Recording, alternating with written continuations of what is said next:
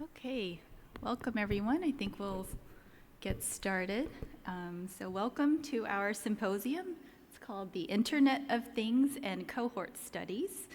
My name is Caroline I'm from the American Cancer Society in Atlanta, Georgia in the US, and I'll be moderating this session. And we have three very excellent speakers today, so I hope you're excited. Each speaker will present for about 10 minutes or so, and then that will leave us with plenty of time for questions and discussion afterwards. But before we begin, I just wanted to very, very briefly just give you an idea of what this symposium will be about. So I know everyone in this room is very familiar with cohort studies. Various studies have been conducted all around the world. And most of these cohorts have collected primary data using what we've called the more traditional data collection methods, really because that's what was available at the time that these cohorts were started. So just for example, we all have used surveys, whether they're paper, electronic, sometimes administered by interviewers. We've taken body measurements, for example, collected biological specimens. But as time has passed, obviously many things have changed. Technology has also evolved quite a bit. Just to put things in perspective, I thought this was interesting. The internet was officially created in 1983, but really was not made available to the general public as the World Wide Web until 1993. And the first iPhone was released in 2007. So, as you can imagine, some of our cohorts started before that. So the Internet of Things is actually a term. It's defined as a network of devices, vehicles, appliances, really any object that has sensors, software, and other technologies that allow them to connect and exchange data with other devices and systems through the internet. But of course, as you might imagine, as the Internet of Things has evolved and emerged and evolved, it's also brought along other potential issues, challenges. For example, we've all heard the term big data, so we're now getting very large and very complex types of data with these Internet of Things. Also, of course, data security, data storage issues, maybe data analytical issues, potential ethical and privacy issues. So today, this symposium, our speakers will be giving an overview of their respective cohorts and how they have already or maybe planning to implement new data collection or enhancing data collection using a variety of strategies. So we're going to go ahead and get started. Our first speaker is Michael Cook, who is the Executive Director of Science for Our Future Health in the UK. Michael?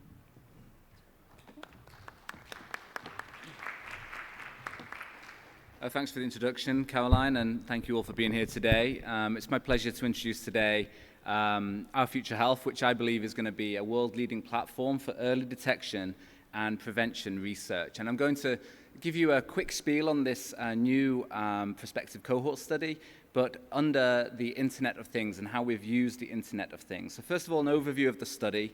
So this is a UK-funded study, and it's based in the UK, and it's a new prospective cohort study with a mission to help everyone live longer and healthier lives. And this is through the discovery and testing of more effective approaches to prevention, early detection, and treatment of diseases.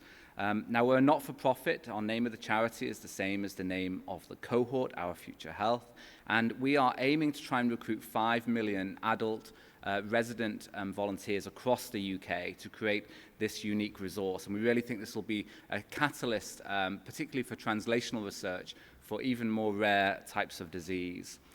We will facilitate translational research not only by the scale and size of this, but also by providing bespoke use of the stored biospecimens, and also by enabling you to conduct your own studies and by selectively inviting participants based on health and health-related information that we hold about them to your study.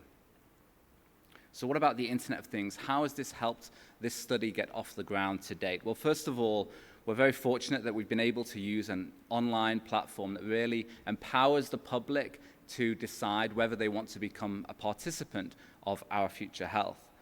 This is kind of the workflow about how individuals can become a member of our Future Health. We are writing to everybody in the country as we stand up in-person clinics nearby them. They can go online, they can sign up, and they can register, and they can read our consent, our participant information sheet. They can then consent to be part of the study, conduct a baseline questionnaire at their leisure, which takes about half an hour and collects a typical sort of health history.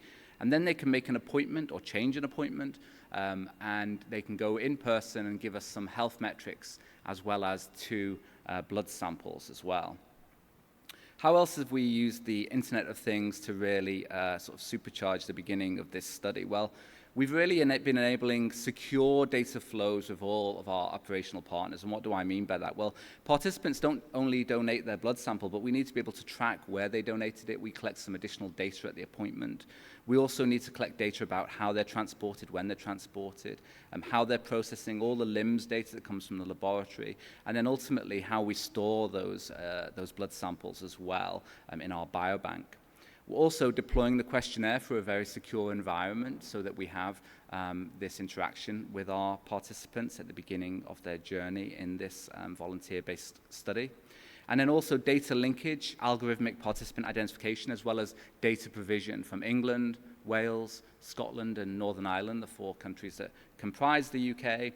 And then also genotyping data that we're receiving, and this includes QA/QC data and the LIMS data that are associated with that as well. And in terms of genotyping, we've developed a custom array that captures about 700,000 variants for etiologic and translational research. We have a GWAS backbone that's specifically optimized for the UK multi-ethnic imputation capabilities, and it also includes up-to-date sets of disease and phenotype-associated genetic variants.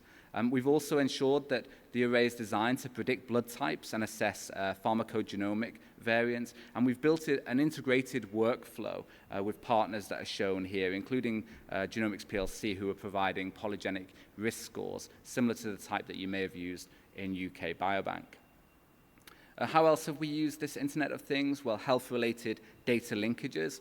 We're doing primary care, secondary care, cancer and death, or at least that's what we're aspiring to do for each of the 4 countries of the UK. And in England at the moment, in our trusted research environment, which I'll come on to in a moment, we have the secondary care, we have cancer data, and we also have death registration data. And in the future, we're going to expand the secondary care data, the diabetes data, and also hopefully into primary care for all 4 countries as well. We also have a secure and flexible participant communication. And this means that we've basically partnered with Evidation, and they are making sure that we have this secure portal to deploy additional questionnaires, whether they be regular surveys or gamified cognitive assessments or other such instruments, to our participants, and then they can complete them and the data can flow securely back to our Future Health. The Internet of Things has also helped us with our imputation, which is beginning, using the power of UK Biobank and their 200K whole genome sequence set. And this enables us to actually port securely our genetic data to UK Biobank and actually use the UK Biobank trusted research environment to do the imputation before porting that imputed data back in a secure fashion.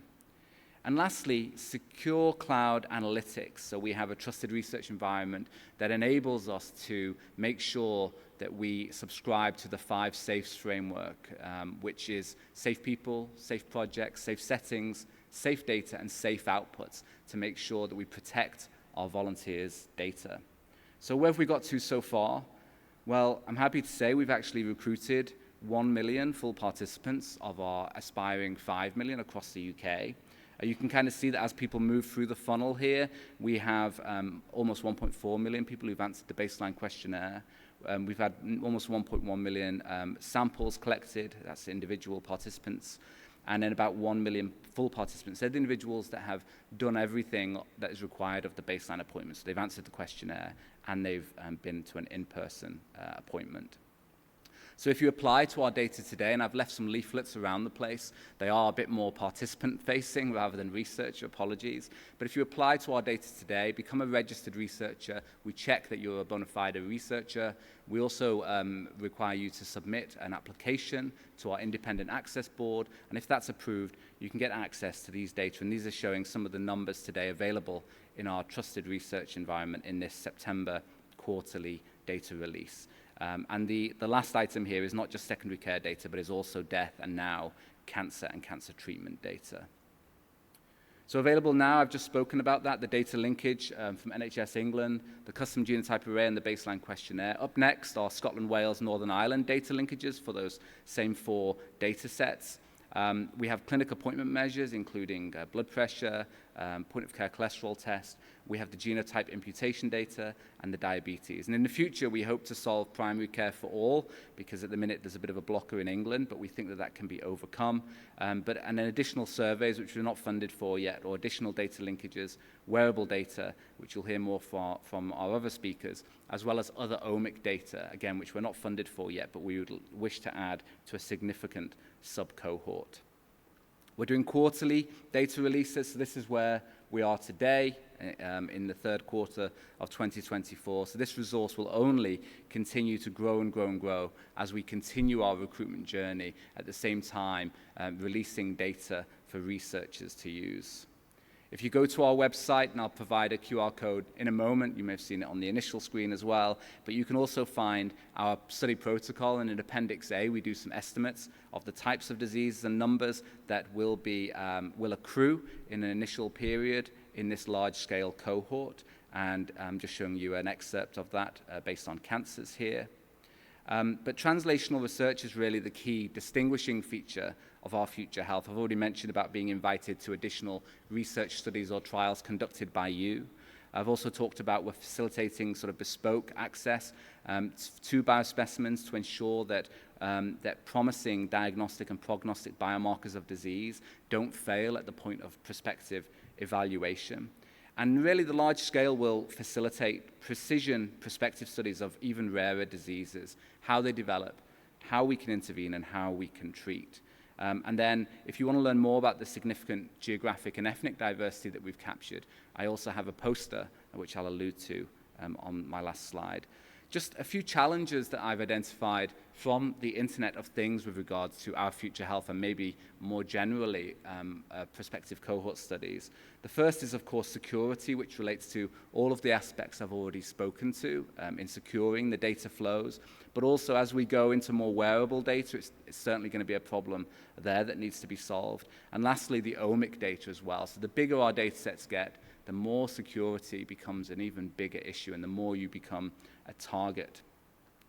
Cloud analytics and an airlock. The airlock is so that you can import code and data and export results, but we need to make sure that that is done in a safe manner and that no one's importing malware or exporting identifiable information or personal information.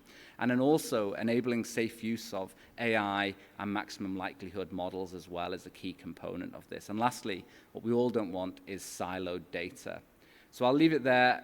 Please do go to ourfuturehealth.org.uk or get your phone out and scan this QR code. I've got a poster. I'll be around there this afternoon and tomorrow.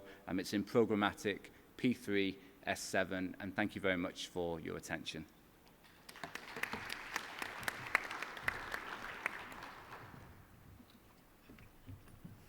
Thank you, Michael. Our next speaker is Alpa Patel, who is the Senior Vice President of Population Science at the American Cancer Society and also the PI of the Cancer Prevention Studies. Thanks, Caroline. So I drew the short straw and had to follow Michael's magnificent 5 million person cohort. I'm going to come at this from a different perspective, though. So this is a study that we built before the first iPhone was released, was when we designed the study. And so a lot of what we've had to think about in the Internet of Things is how to retrofit and modernize an existing cohort. So just to give anyone in the room who isn't familiar with these large cohort studies in the United States, the cancer prevention studies are funded and conducted by the American Cancer Society. They're nationwide studies, and they date back about one every generation or so, dating back to the 1950s. Our active studies are our Cancer Prevention Study 2 and Cancer Prevention Study 3. So of course, when we think back to CPS 1 and CPS 2,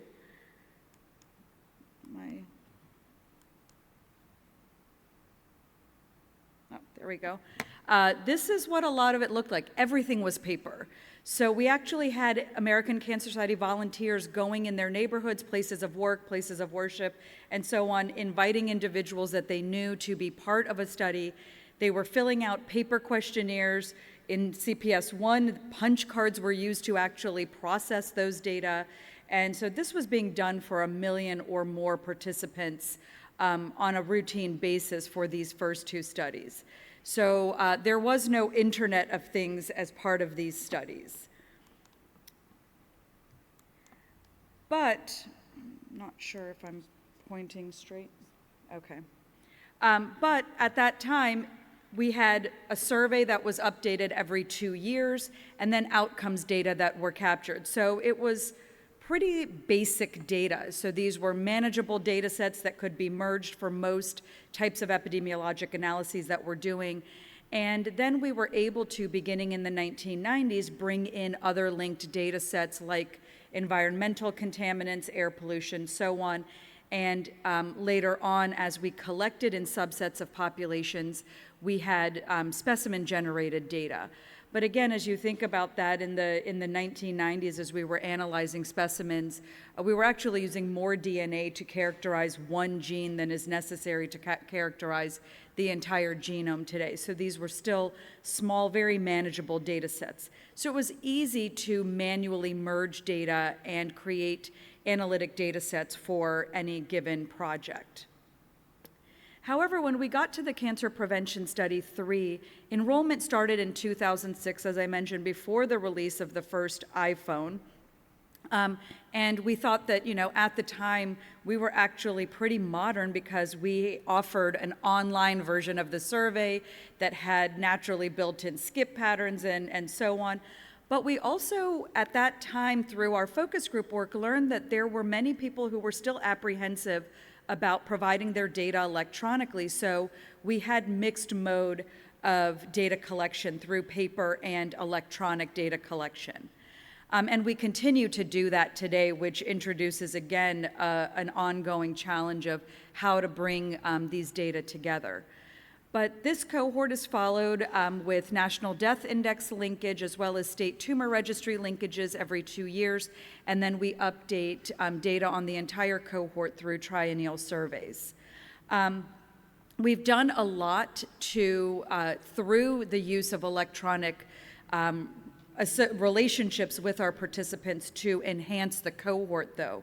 And some of the big things that we've done is, after the entire cohort was recruited in 2013, at the time of the first cycle of follow-up, for individuals who have gone on to develop cancer, we actually consent and collect tumor tissue and digital pathology. So we scan in the slides, and we have this tremendous digital repository of tumor tissue. We collected research-grade accelerometer data on just over 20,000 individuals. We have collected stool and saliva samples for microbiome research on 10,000 individuals. And then we have launched repeat blood collection. We did collect a blood sample on all individuals at enrollment. And importantly, we launched our first participant portal in 2020. So our goal is to at least onboard 75,000, we're at just over 67,000 today, to actually engage more frequently with us. So with a portal, you have the ability through electronic channels to be able to send out shorter, more focused surveys. So in 2020, for instance, we used these to ask a lot of questions about healthcare utilization and ability to still get cancer screenings and other cancer-related prevention behaviors during the pandemic and post-pandemic as well, so that we actually have rich data during, and post pandemic. So there's a lot that you can do with that electronic environment and through the internet. But of course, data connectivity, which Michael touched on as well, is a tremendous issue. So we have all of these different data sources, and for us, because of the fact that we are retrofitting things, we're working through right now, how do we actually connect not only all of the data that we've collected over the past more than a decade, but how do we then optimize the way data are connected moving forward? So we have vast amounts of questionnaire data, but now we have a lot of omics data, not just genomics, but for subsets of individuals, a variety of other types of omics data as well. We've linked to a number of different geospatial data sets for built environment measures, pollution, and so on. And then these other devices as well as other specimen-generated data. You know, for instance, just the size of one image for digital pathology, you get into terabytes of data very quickly just for the storage of those types of images. So a lot of pros and cons of the internet in cohorts. It is a lot easier, of course, to collect large amounts of different types of data, and linkages become much easier and cheaper. But there are competing priorities, and it's increasingly difficult when you are approaching participants with multiple requests to keep them engaged. So you end up with issues where different subsets, you have your super participants who will say yes to virtually every sub-study you invite them to be a part of. But then you have different people pick and choose, so you now have subsets with some data but not all data, and a much smaller number with complete data across these different data enhancements that I showed you.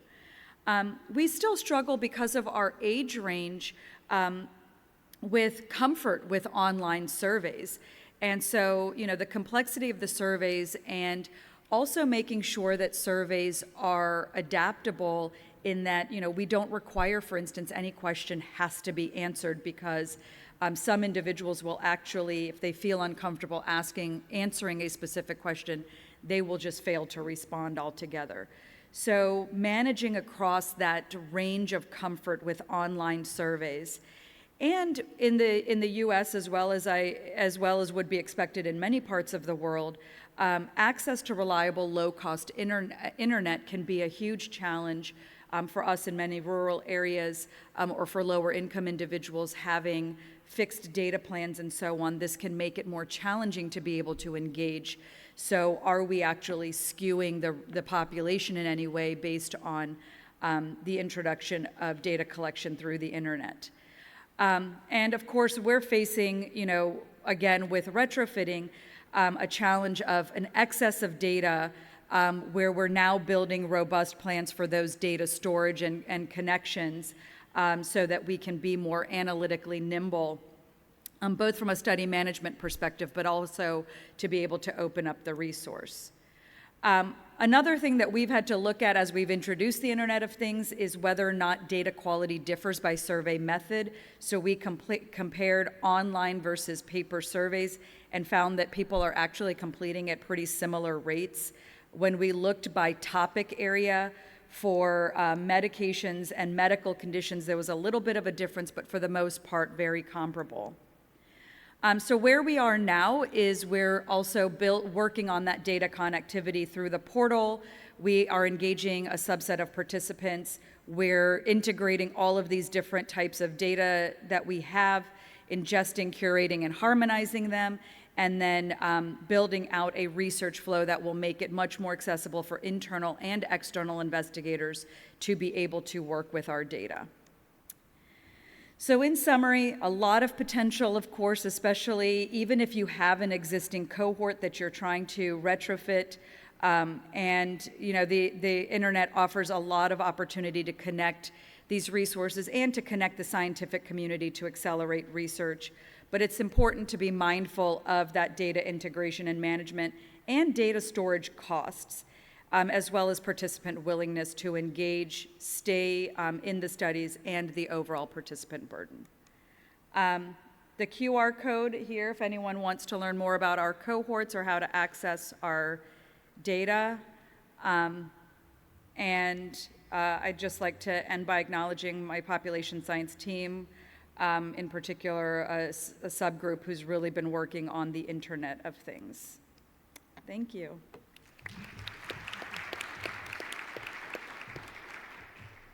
Great, thank you, Alpha.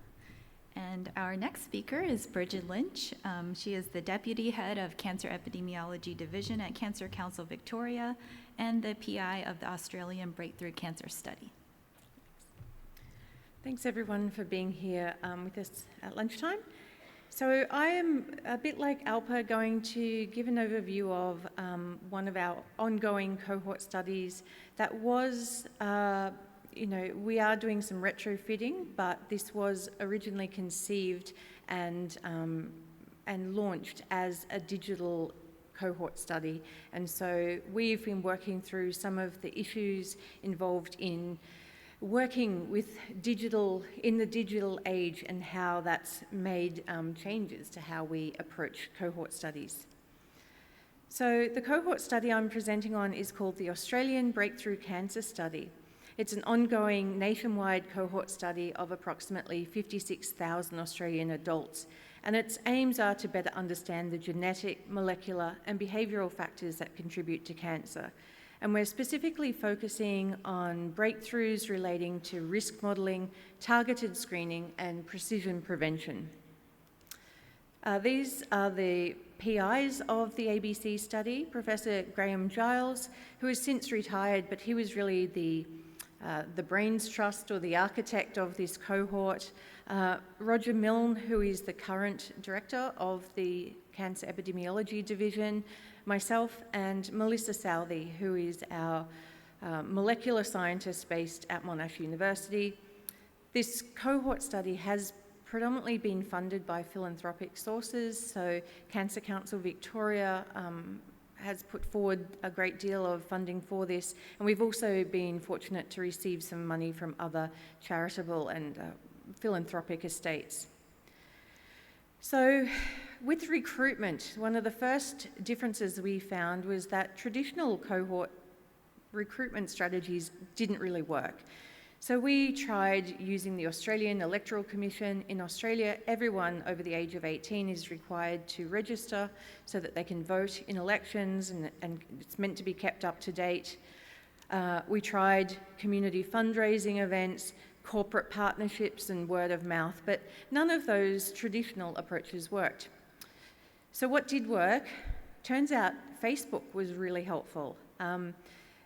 Many of the people who were our core potential participants were of an age, let's say, that they love Facebook. So, so much so that there's actually marketing guides out there for, using Facebook marketing to target baby boomers.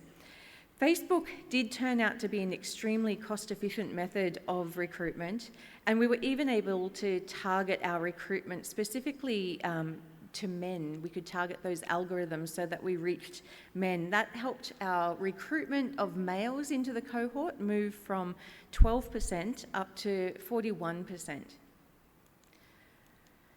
And this is an example of the kind of advertising that we could target to go into the feeds of males in Australia who were aged in our recruitment timeline. So really trying to appeal to their sense of why it would be good to participate. Now this is a timeline of the cohort, and whilst the sample size is very small compared to our future health in particular, it is quite dense with data. So we began with our online recruitment, where people conducted they were recruited online, they filled out their consent, they did their baseline questionnaire online, and then people were posted a saliva kit, and they were asked to spit into that plastic tube and post it back to our to the biorepository at Monash University. And since then, we've used the saliva sample from our 56,000 people to genotype, and I'll speak a bit more to that. In 2015, we started blood collection. So we had limited funds available to collect blood samples as well. And so initially we started off only requesting blood samples from people who had in the top 20% of familial cancer risk. So we did have a sort of cancer risk model that we based on their reported family history of cancer, and we tried to target that blood collection to people. We also, let's see what else we've done. We ran an accelerometer pilot study that started in 2016. That took a few years to finish, but we ended up piloting getting both thigh and hip-worn accelerometer data from about 4,000 people. We've also conducted a tumour pilot. What we've found with tumour samples, obtaining them in Australia, the costs have blown out dramatically over the past 5 years. So when we started, we were paying about $50 to $100 per tumour sample to recover that and have that stored in our biorepository. It's now upwards of $500 per tumour, so that's a big difference. We've collected 2 rounds of follow-up questionnaires, follow-up questionnaires online. We've also conducted a gut microbiome project where we've posted people a fecal sample kit. We also did a very brief sleep pilot study using a device called the Withings under mattress device. And really, we're at the point now, we are about to start follow-up 3, and this will involve a very brief questionnaire and a wrist-worn accelerometer. So, as I mentioned, we have genotyped the cohort using the Axiom array. This has over 850 different markers from the Genomes Project Phase 3. We've also included some custom content. And this work was done by Melissa's lab at Monash University. We've completed the QC and imputation, and we're still figuring out data storage. On to I guess this is where our Internet of Things comes into play. The ABC, we've utilised online interfaces to capture and store participant data, and this has enabled a transition to automated ingestion, processing and transformation of raw data into fact tables. This digital transformation has also moved our data storage into the cloud, which delivers advantages when working with new big data sets such as genomics and accelerometer data. We're building a repository of integrated research data to provide our researchers and data managers with a single portal that they can go in and have easy access to our data as it's collected. So we can actually jump in and see how many participants have currently been diagnosed with a particular type of cancer. Now, this is an example of a particular pipeline that we've developed for the wrist-worn accelerometry that we're about to start. We're using the Activity accelerometer, and this pipeline is providing many opportunities to really realise the benefits of our digital transformation projects. So once people have returned the accelerometer to us in the post, our project officers download the raw data from the Activity devices using the Activity software. And then we have automated pipelines that will ingest that into staging. It will automatically run an R package, the GGIR package, to transform the raw data into summary data. And those useful data are then sent straight into those fact tables that are available for visualization and reports and for people to go in and query. So these routines will move that processed raw data file into economical storage. So the raw data file that's used for the R package is really quite big, but we can just save a very summarized version of that we can pull out at a later time if we want to go back and reprocess it. And this has really helped us to save on our data requirements. Data storage requirements. So what have we learned across this journey with the ABC study?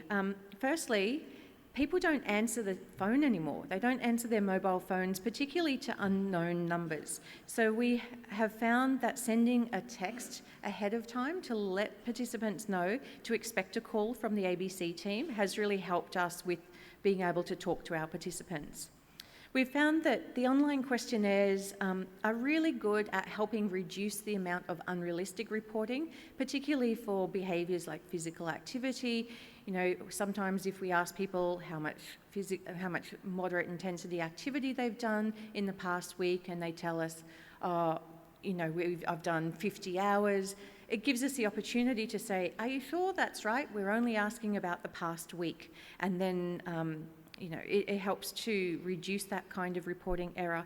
However, we've still found that many people, when we go back at later times and ask them about things like prevalent chronic disease, they want to change the answers that they provided earlier. So they might say, yes, I've been diagnosed with type 2 diabetes, but then at a later follow-up they say, I've never had diabetes. So there's still some problems.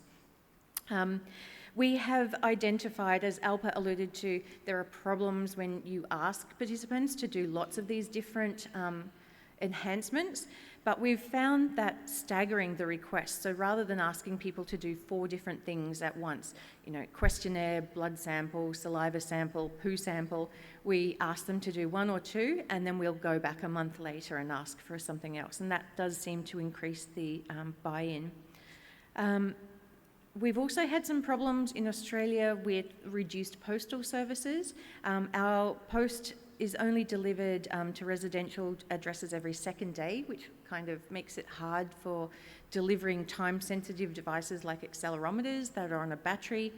And anyway, so moving on to next steps, I guess we really want to improve the data discoverability of our data. So we are working on a publicly facing report that people can come in and have a look at what's being collected. We would like to improve our participant engagement through social media. We're looking also at some ways in which we can sensitively and ethically return genetic results. So when we know that people have a clinically actionable variant identified in their GWAS, in their genotyping, we want to be able to return that to them if they want to know. We're planning linkages to our medical benefit scheme and pharmaceutical benefit scheme. And like most cohorts, we're always looking for additional funding to fund ongoing tumour collection and repeated microbiome and blood samples. So thank you for your attention, and here's the contact details for the cohort study, and big thanks to the ABC study team and participants.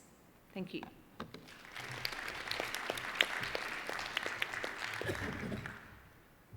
Great, thank you to all the speakers. So now we're going to open up the floor to any questions. There's a microphone over here. If you have a question for any or all of our speakers, feel free to come up.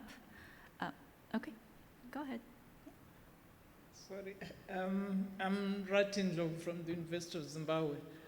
I think thank you to the 3 presenters. What's striking me is all of this Internet of Things seems to be based at high-income countries. Where are we in the global south?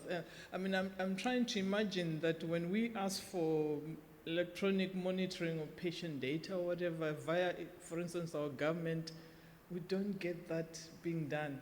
And I'm not quite sure we'll be able to have this done outside of government, because I don't think we have so much philanthropic support for such activity. So that's really what is striking me, that it's not our part of the world, it's the high-income countries that are doing this kind of work. Thank you. I think you raise an excellent point, and we see those types of differences even within high-income countries. I mentioned very briefly that, being able to reach participants in rural areas of the United States is a challenge as well for a number of reasons. One of the things that I think we might be able to learn from is, I know that for certain epidemic responses, there's been an increase in infectious disease use of handhelds and other devices that do allow for deeper access for data collection. So I think that, this is perhaps the non-communicable diseases can learn from infectious diseases about how to leverage some of those technologies that are internet-based to be able to capture data in a deeper, high-quality way from individuals in low or middle-income countries. Hi, thank you. I'm Puvi Reddy from the Durban University of Technology in South Africa.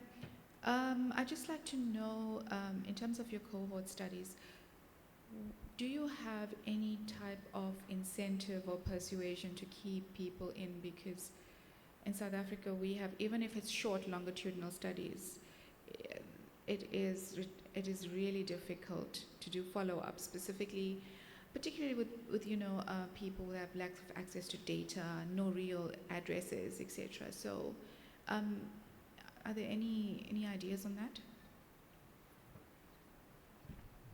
Yeah, thank you for the question. So, I didn't mention, but part of our recruitment includes like a £10 voucher that we can offer to people. They can donate it back to our charity, or they can accept it, and that's usually a voucher for within the vicinity of which they live, and that's basically to try and offset the costs of participation and maximize the diversity of the population that we capture. We also offer some health-related insights that we hope to eventually give to participants. But the reason I mention these two things is because I think the more work that you do on the front end to recruit individuals, the less altruistic a population you may actually have. And actually, you may have some of those which Alpa, I think, referred to as sort of the super responders, might be a challenge further down the line. But this is the balance that you're playing, I suppose, when you're trying to capture a population that better reflects the underlying population, particularly those who live in higher areas of deprivation, compared with sort of long-term retention. So for our future health, it's too early to say, but my hope is that we can give people enough information back about themselves, about the study, in ways that both of these studies are doing and UK Biobank has also done to ensure that we retain an engaged population. No. So in the US, because we don't have many national registries and so on to be able to link to for health outcomes, retention and getting information on an ongoing basis from participants is critically important. So if participants aren't telling us information, then we lose a lot of the value of the cohorts. So in our cohorts, we are actually not offering an enrollment incentive. What we are introducing is retention incentives. So this, we're testing a few different things right now. Historically, we have not offered anything other than aggregate return of results with bidirectional communication with our participants. But we are seeing that, especially as there are more and more competing priorities, people don't want to respond, even if they don't have real barriers to responding. So we're testing retention incentives where every time you fill out a follow-up survey, you are eligible for an incentive at that point, so that we are still hopefully attracting the more altruistic individuals to start, but we're lowering the risk that we will have high levels of attrition, because if someone chooses to participate for that incentive, there's a larger likelihood that they won't continue to respond. And in our fragmented healthcare system, that can cripple a cohort. No, we don't have any retention strategies apart from relying on people's goodwill. But it is something we've thought about. Return of results, I guess. Again, you'd be surprised, some of the pilot work that we have done, there's a lot of people that it's not really, like we as health researchers might think it's really interesting and that people would be really interested to get their information back, but some of the pilot work that's been done doesn't really support that.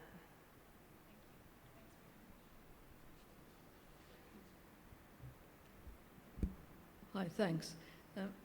Bridget, you might like to think about incentives for recruitment. We've found that very successful, but in a younger age group.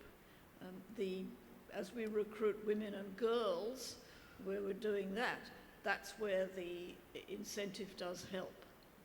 I've got quite pronounced things. But my question was actually for Michael, and that is about the availability of the data, the output data, in other countries. So would analyses of your data then be available for meta-analyses with other cohorts? That's right. Thanks for the question. Yes, it will be. We're trying to ensure that all of the data that we collect from our volunteers and on our volunteers is going to be available worldwide as much as we can. That's certainly true for like the baseline data, and we're trying to make sure that for the linked data that's true as well. It's certainly true for the genetic data.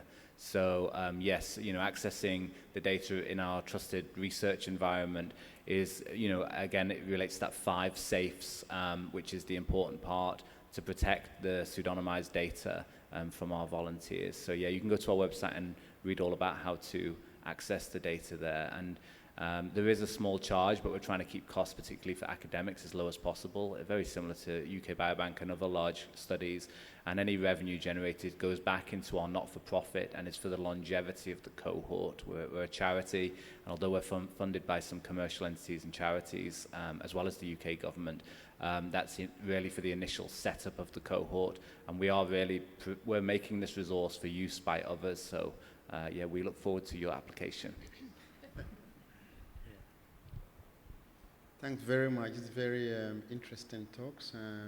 But when I was sitting down, I was just struggling to reflecting on representativeness of the data, especially if you end up going into using a Facebook, because you know that some specific population tend to use these compared to others, and there is a lot of people that do not use it, particularly those from low socioeconomic background. And I was just wondering if you use these things, although it's good, but you might end up actually losing those people that you really actually need to reach. And I was so just wondering if you could reflect on this. Thank you. Yeah, thank you. It is a very good question to consider.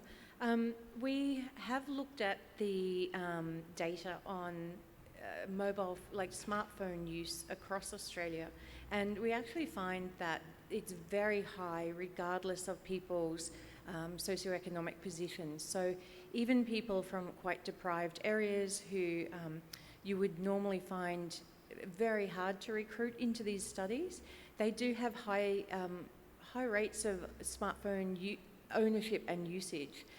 And I know, speaking of my sort of more local region, that this is also the case across many of the Southeast Asian countries. So countries like Indonesia and the Pacific Islands, it's still very common for everyone to have a smartphone. So I suppose there's still that barrier between engaging with those people, but if we can find a way to make something that's really a brief, quick sign-on where people don't have to have too much interaction, but I think as time goes on, there are, I think, phone data service companies have already done some work looking at, for example, the step counts measured by smartphones around the world and being able to just pull those data without having any identifiable information.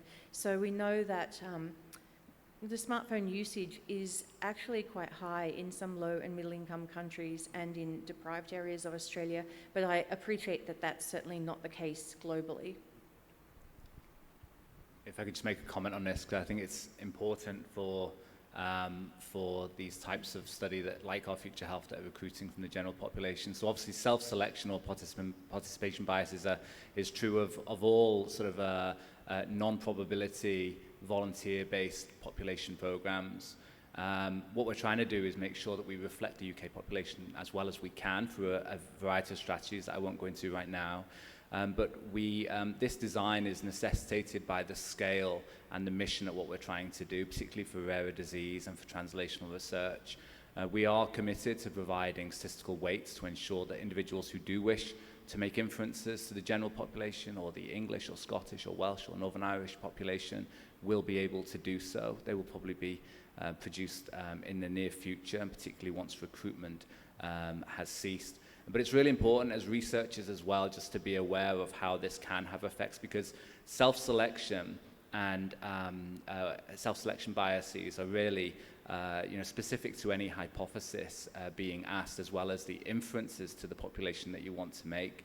And I think it's upon all of us really to be aware of that when we're using these types of study designs that have a lot of power, but you need to understand the weaknesses as well. So thank you for the question.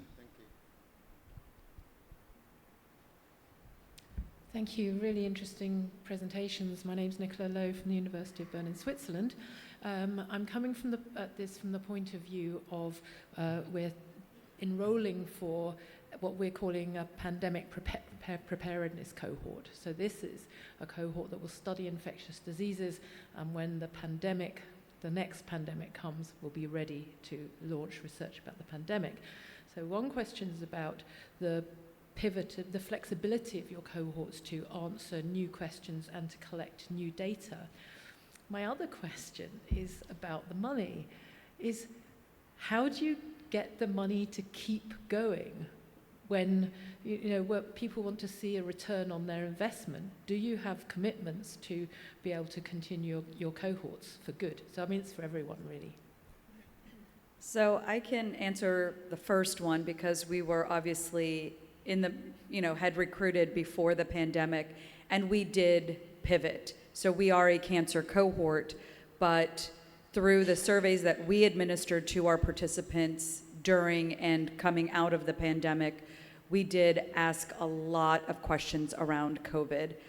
In addition to that, we actually deployed a daily COVID symptom tracking app. So we invited our participants to consent into that as an optional sub-study, understanding that some of those data may be of value to understand short and longer term effects on cancer prevention related behaviors, but that the primary focus was understanding the COVID pandemic.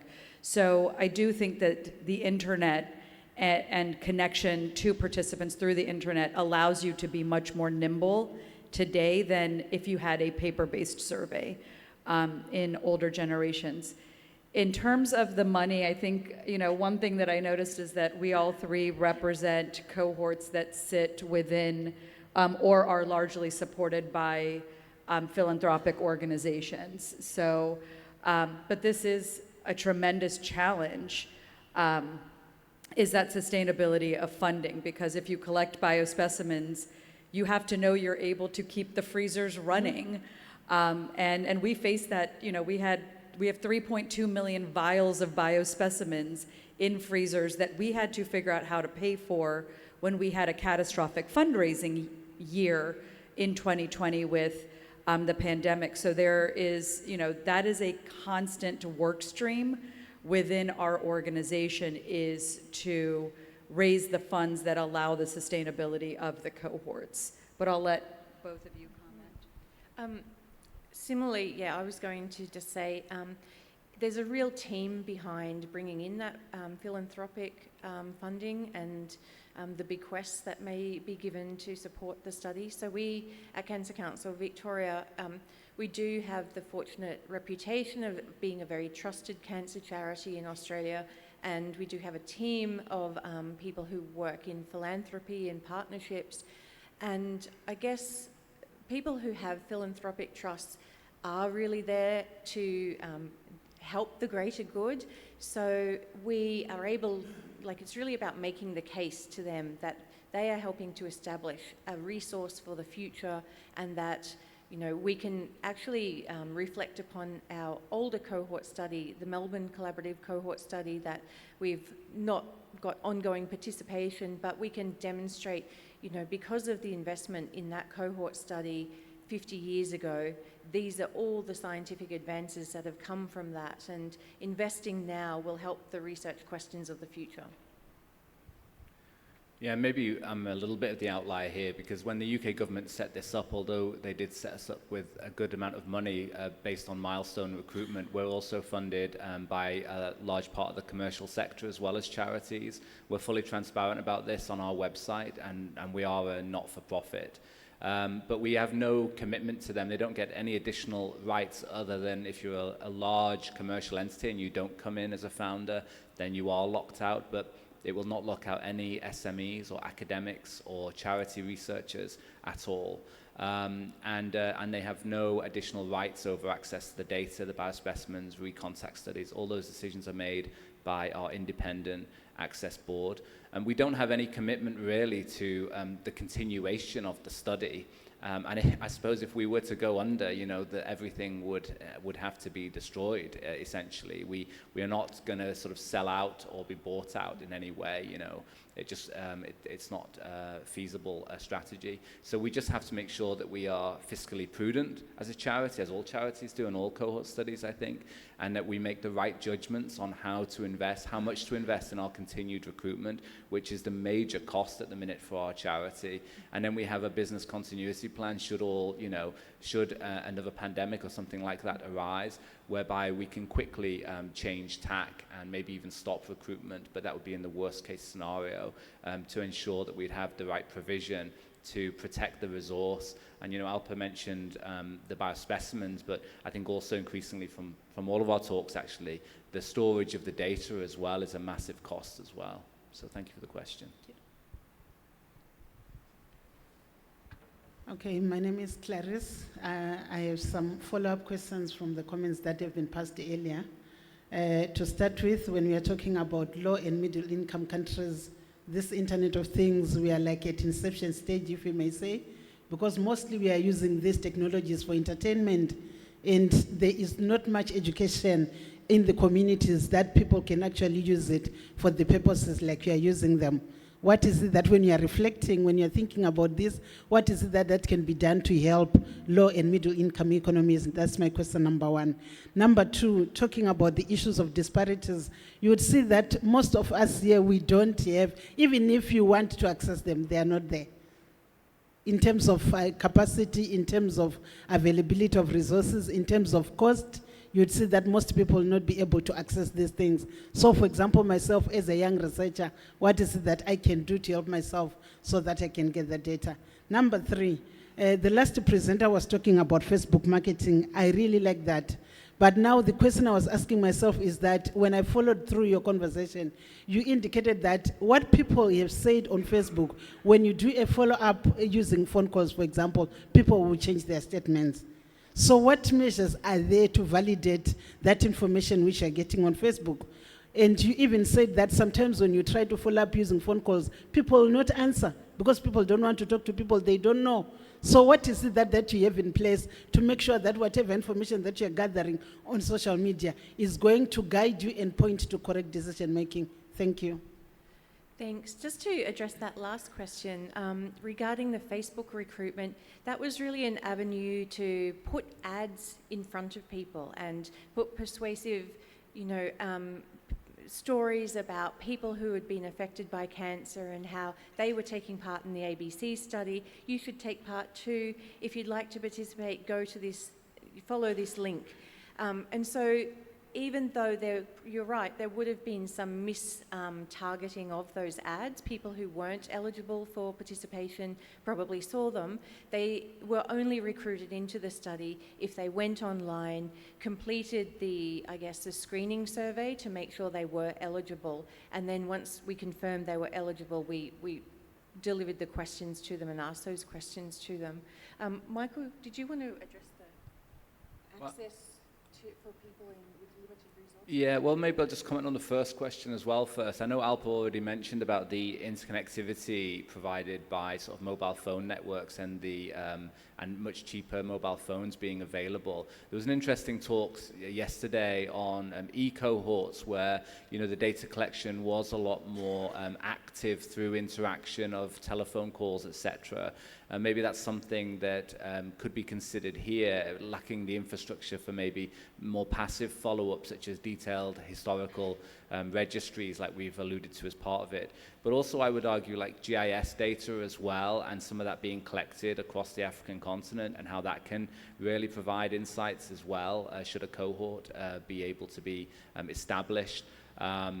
But I think also it requires usually some seed money, right, from the government typically. So UK Biobank, Our Future Health, Genomics England, each of the three biggest population-based studies in the UK, each of them, have required quite significant seed funding from the UK government, even if they've then gone on after the initial success to start to draw money from commercial as well as other charitable entities. So I think that's something that needs to sort of ignite the idea and establish the beginnings of the infrastructure in order to draw those funds. And then maybe, there can be, building of infrastructure, particularly like medical records, I think is really important, and cancer registries. And I know that the World Health Organization has done a lot of work around that and continues to as well. On access to fees, we're looking at, again, similar models to UK Biobank and others where we have much lower costs even for individuals who are applying, who may reside in an LMIC, or even if they don't reside in an LMIC, that they do not have access to funds for whatever reason, can be considered by our access and pricing committee. So I direct you to kind of maybe inquire through our access team to see what's feasible. Thank you. Okay. I think we are right at time now, but I'm sure if you have additional questions, the speakers would be more than happy to talk with you more afterwards. But thank you all for attending the symposium, and I'll just end by asking you to help me thank the speakers one more time.